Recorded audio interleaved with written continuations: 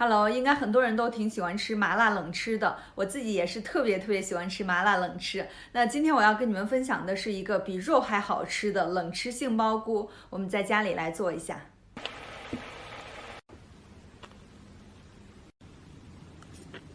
需要的辅料有大蒜、生姜、青花椒和红花椒，还有红椒。杏鲍菇真的可以多考虑几个，因为它做出来缩水特别严重，手撕出来的更好吃，更入味一些。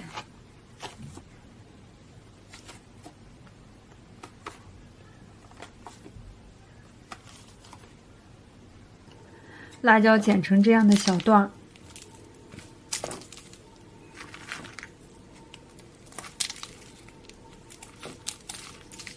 锅里加入稍多一些的油，倒入杏鲍菇，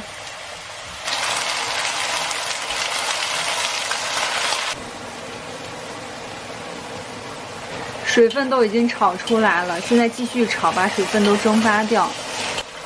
炒到水分都已经没有了，就可以盛出来。锅里剩一些底油，加入生姜、青椒和红椒、红辣椒，这些料全部炒香。大蒜末，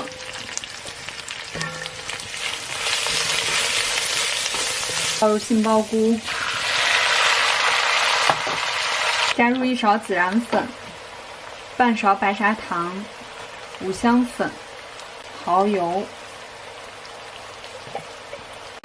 生抽，再来1勺辣椒粉，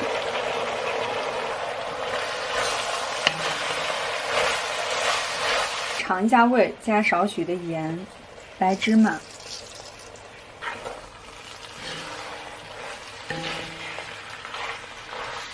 这个冷吃杏鲍菇就做好了，放凉吃也可以，热吃也可以。一次可以稍微多做一些，用真空装起来也能放好几天的。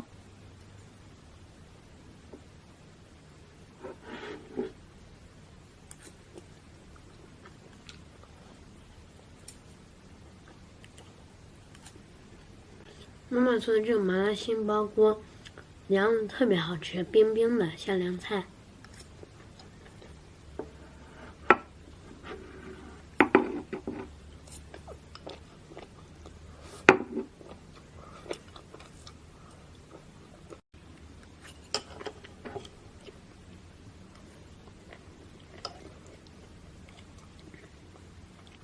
这个麻辣杏鲍菇看上去很辣，但是吃着还可以。